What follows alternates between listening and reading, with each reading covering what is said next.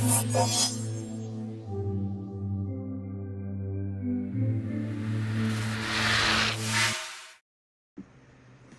it going, guys? Legacy from Team Evolution, Russia of Ikorr here, coming to you with another deck profile, and this one I'm excited for because this is right now probably my pet deck.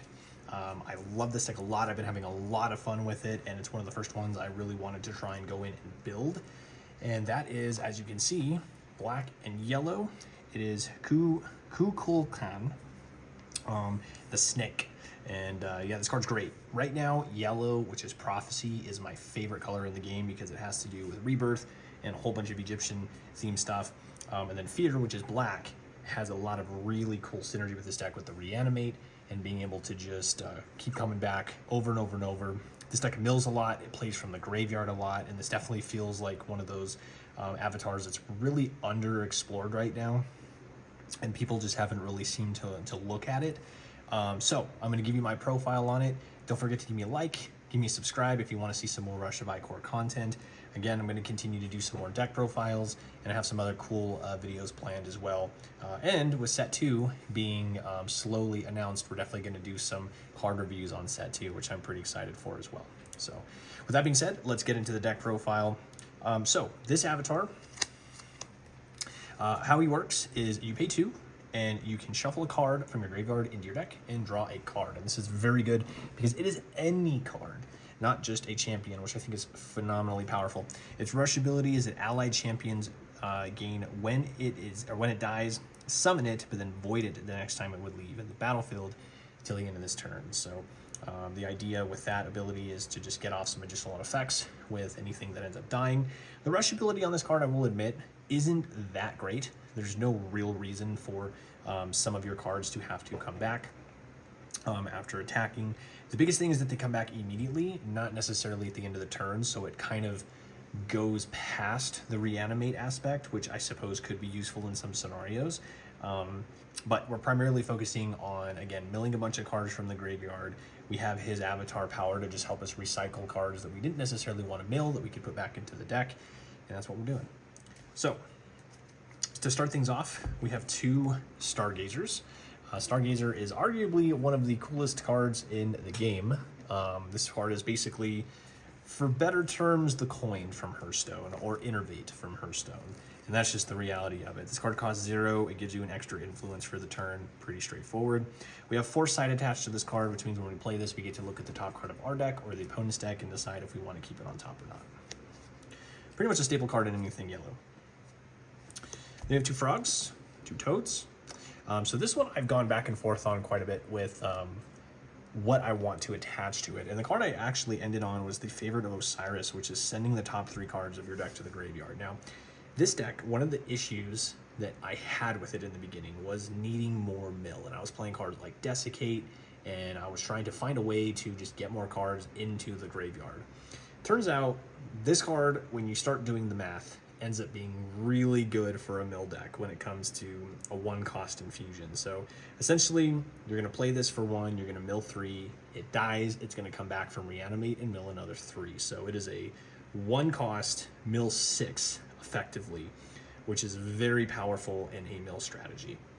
So this card helps you get milling going immediately, it helps you keep the efficiency, and yeah, I definitely wouldn't take. There's obviously other infusions you can play on this, but I think for a mill strategy, this is probably the best way to go. We have 2 Venomous Asps. So funny enough, I did not realize that the Eager Asp with Swift was a thing before I saw the ban list. When I was first building this deck, when I first started getting my hands on some of the cards, I stuck Swift on this card and said, yeah, that is obviously a really insane, powerful combination. And then I ended up seeing online that that was a banned combination. So I was like, okay, well, that makes sense, but it's what it is. Now we got to find other cards. So what we have on it is Reanimate. I only have 1 Reanimate infusion, otherwise I'd play it on the other one as well. But the Reanimate Asp is still good too. It comes out, if it dies, you know at the end of the turn it's going to come back and at least get you a kill. Again, there are plenty of cards that you could put on this infusion-wise. You could even just not play this card, which I've considered as well, because it is kind of slow, but it is, at the end of the day, some form of removal, at least in the early game. We also have Helm of Hades on the other one, which when we summon it, it can't be basically affected or damaged at all. So when this hits the board, we know that once again, come next turn, it is going to be able to do something. So it is a good one drop that you could just play to have in the deck. And if you need to, you can also reborn one of them or something. We have the Ritual Practitioner. So funny enough, this is actually the one card I actually don't have any infusions on, mostly because the way that you utilize this card is kind of weird with an infusion. And there's a ton that you could put on this. You could put the one where it pings something for 1 damage, but we already have that on something else. Yeah, there's some cards that you could play on this, but I think the way that we're using this card when it hits the board, you know, action, we're going to use it to hopefully get some cards back from the void. I just didn't really find an infusion that I liked on this card. So there is probably something I could still find. Maybe something that comes out in the second set that would work with it. But for now, this card's actually fine without an infusion. And I wouldn't really bother with it too much. I haven't needed to put one on it, and I haven't really had any situations where I'm like, oh, I wish this card had that infusion. Next, we have the Scheming Vizier. So this card, we stuck the Curious Relic on, which is draw 3 and then put 2 cards from your hand on top of the deck. This card's summon abilities to look at the top card of target player's deck, and you can either send it to the graveyard or just leave it alone.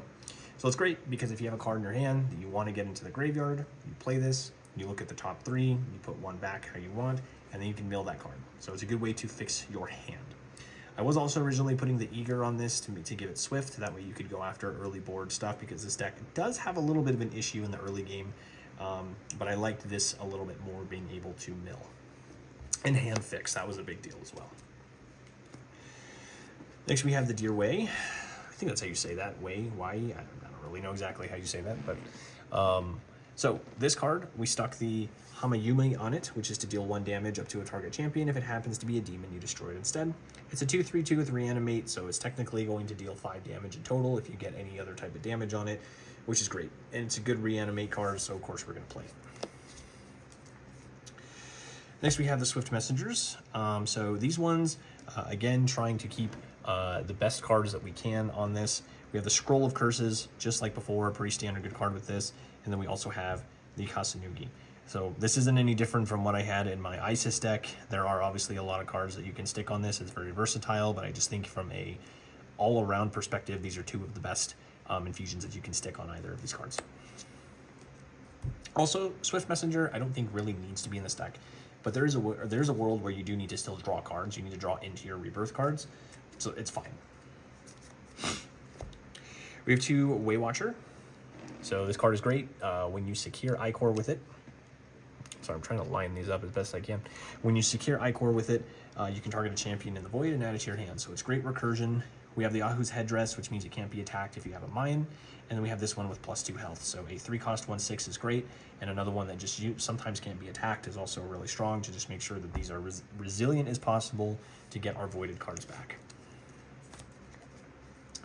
Next, we have the Wandering Tengu. This card's super fun in this deck. The way that it works is we stuck the Roaring Aegis on this, which makes our avatar's hero cost 0. Now, this one you could also stick Eager, because there's a world where, like, you play it, you attack, because it has Swift, and then you just get the other one out, and you could potentially keep doing it. Or if you, say it's like turn 5, you play this, attack, it dies, get the other one out before that one attacks, use your avatar power to shuffle the one that died back into the deck, do it again, get it out again, and you can kind of like do this little rinse and repeat cycle with this card. So I think this card's actually very cool with his avatar because you just have the ability to recycle it over and over and over. But that's also why we made this with its the avatar power having 0. Is you can just, again, make really efficient, just return, keep getting it out if you'd like. And yeah, it's been a really good card in testing. Just never goes away. And then lastly, we have the Vulture Way. This is another really cool card with the Reanimate decks, I think, because it has the ability that when you summon it, you destroy a champion in your hand. Otherwise, if you have no champions in your hand, then you can target a champion in your graveyard and add it to your hand. This one, we have Hermes Lyre to just get all of our champions +1 raid. This thing only has 1 influence dot, so you're kind of limited on what goes with this card. The other one, we have Infiltration, which just gives us some location bounce if we need to get rid of like a pyramid off the board or something like that. You could almost just stick that to the other one as well, depending on, you know, if you're playing a bunch of pyramid matches or just location matches. But yeah, the card's fantastic, and it's got Reanimate itself. So it's a good way to destroy Reanimate cards in your hand. That way they come back out of the graveyard at the end of the turn. It's also just a good way to get cards that are in your hand that you don't want in your hand, that you really want in the graveyard in your hand as well. So it's a solid card, good body, rage for 2, it fits the bill. Now for all the cards that are Fabled. Thoth. I think this card is pretty much standard in almost any mill deck. Look at the top 5 cards of your deck, add any card, and then put the others in the crave is ridiculous. So you have to play it. 2 Kamizots. This is my favorite card in the deck. Has Reanimate. It blows something up to blow something on your opponent's board up, and then it can raid for 4, which is crazy good. Love the artwork on it as well, so I got to play 2 of it. And then we have 1 Amit. This card is like evenly matched from Yu-Gi-Oh! It just kind of levels the playing field, which is really good. 1 Anubis. Card's also insane for any graveyard-based deck, but it just helps mill, banishing your opponent's graveyard, or at least all the champions can be very powerful as well, especially in a mirror. We have 1 Yamada, just a good body to come out and stun things. 1 Oni Warlord, just a bigger body that comes out and stuns things. And then 1 Shock, however you say this, just to refresh.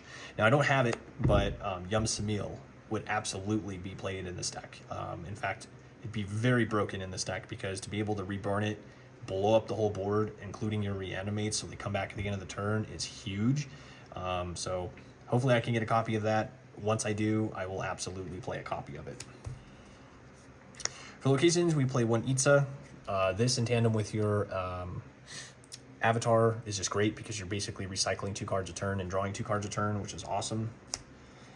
We're trying 1 Necropolis. I've only got it maybe on the board once or twice in testing, but this card with Yum Samil would obviously be really good, because if you blow up your own stuff with that card, and then they all have Reanimate, then they all just come back. It's really strong. But this also affects cards in your hand. So with Vulture, if you play Vulture with this on board, you can destroy whatever you destroy in your hand will end up having Reanimate, which is very strong. So we're giving this a swing. So far it's been 50-50, but I think for now I'm going to keep trying it. And then for the spells, 2 Oracular Visions, just a good way to stack your deck. Make sure that you're milling the cards you want to mill. 2 Incense Ritual. This card gets any card out of your graveyard and then reduces its cost by 1 if you play it that turn. So good. It's so good. And then just your Rebirth spells, 2 Osiris, 2 Curse of the Defiled, and 2 Vision Serpent. That way we can just play out of the graveyard to our heart's content, recycle a ton of things. It's very good. So that's it. That is my black and yellow Kukulkan. How do you say that name? How do you say this name again? Kukulkan. Yeah, this is definitely one of my favorite decks, though. The milling, playing from the graveyard, it's pretty fun. So, again, let me know what you think. Always love opinions. Give me a like, give me a subscribe. Keep watching for some more videos. We have some really cool spicy deck profiles coming soon. We have a blue and purple Suswano deck that's on the way that is doing fantastic in testing. And then, of course, I do want to showcase my own Zeus and my own Hunahpu deck. And I also have a green-purple deck that's been doing really well. That is kind of a warrior aggro deck that I've been having a lot of fun with in testing as well. So we'll also get to that one. But for now, thanks again for watching the video, and until next time.